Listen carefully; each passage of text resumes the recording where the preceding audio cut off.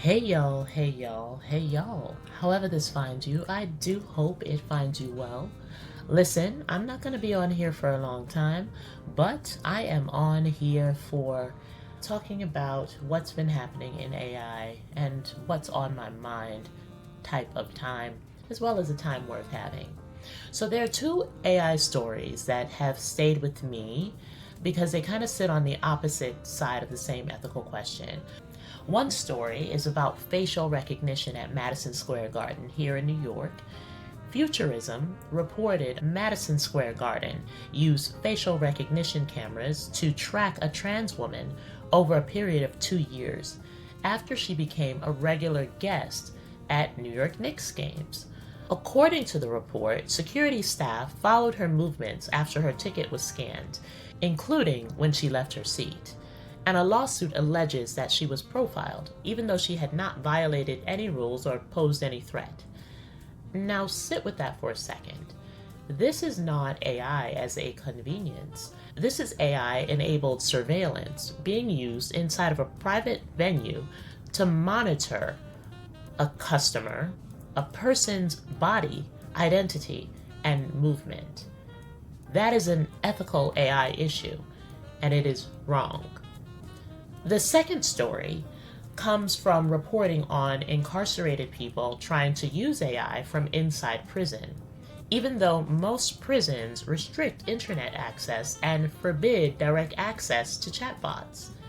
People are asking family and friends to run prompts for them. They are receiving screenshots, printouts, legal ideas, business plans, and educational materials. One incarcerated man used ChatGPT to help develop a legal strategy around cancer screenings, and another wanted to help build a nonprofit to support reentry. Others are trying to understand AI because they know the world outside is moving without them. Catch that. So, on one side, AI is being used to surveil, to watch people. And on the other side, people are being blocked from using AI to learn, advocate, build, or prepare for a life after incarceration. That tension is something else, and it really matters. Because ethical AI is not just about whether a model is biased, as I have said time and time again. It is about how power is moving through technology and who gets tools and who gets scrutinized. Those who get to experiment, who get to build, and those who get to protect themselves against risk. Against risk. When a private venue can use facial recognition to monitor someone's movements, but an incarcerated person cannot safely access AI to draft a legal complaint or build a business plan or prepare for re-entry.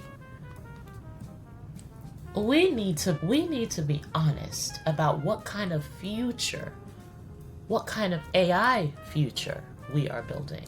And I know people will say, well, prison access is complicated. Yes, of course. And safety matters. But abuse is possible. But as we see, it's happening to free people as well. Boundaries, yes, are necessary, but complexity cannot be an excuse for permanent exclusion. If AI is becoming part of education, legal research, job readiness, everyday life, then denying entire populations any meaningful exposure to it, that creates another layer of digital punishment. And do we really, really want to be responsible for that? This is especially important because reentry already asks people to return to a society that has moved forward, that has changed without them. If someone has been incarcerated for decades and doesn't know how modern technology works, and now AI is reshaping work, reshaping education, reshaping healthcare, communication, then we must ask whether the goal is rehabilitation or abandonment. And at the same time, the surveillance story shows the other danger. It's access without accountability, and that's harmful. Facial recognition is not neutral. When it is used to follow someone through a venue, flag them, profile them, or ban them. The issue is not only whether the technology works, the issue is who controls it and the standards that govern it, and whether the person being watched has any meaningful way to challenge what is happening. That's where ethical AI has to grow up. It needs to become elegant. I don't care how many people are sitting with how many degrees, how many folks believe that they are in control of this conversation. Just the fact that these things are happening while the work of ethical AI is supposed to be happening, something's not right. Sorry to tell you, not sorry. These conversations can not only live in corporate decks and on policy panels, it has to show up in prisons, arenas, hospitals, schools, workplaces, courtrooms. It has to ask harder questions than, is this innovative? It has to ask who is made safer by these systems and who has recourse when it goes wrong. Right now, AI is creating two futures at one time. One future gives powerful institutions way more money, way more ways to monitor, to classify, and to control. The other future gives individuals tools to learn, create, advocate, and build. We think. The ethical question for me, for everybody should be, is whether those futures are being distributed fairly. The people most likely to be watched are often the least likely to be meaningfully served or part of these conversations in the first place. It is Black people, brown people, trans people, poor people, incarcerated people, children, migrants, workers, students, and patients. Patients, the elderly, the same communities historically over-policed, under-resourced, and overlooked, are now being pulled into systems, first as subjects and not as beneficiaries. That's the part that needs to be named. Ethical AI is not just about preventing bad outputs. It is about preventing bad power arrangements. It's about making sure that technology does not become another tool for exclusion, surveillance, and social control while calling itself progress.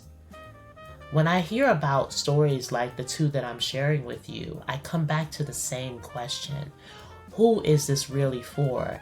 And who is at the table controlling it? If AI can help someone build a legal document, prepare for reentry, learn a skill, or imagine a future, then we should be thinking seriously about safe access. If AI can track someone's face in a private venue for years, then we should be thinking seriously about limits, consent, oversight, and accountability. Both things can be true. AI can be useful and it can be dangerous.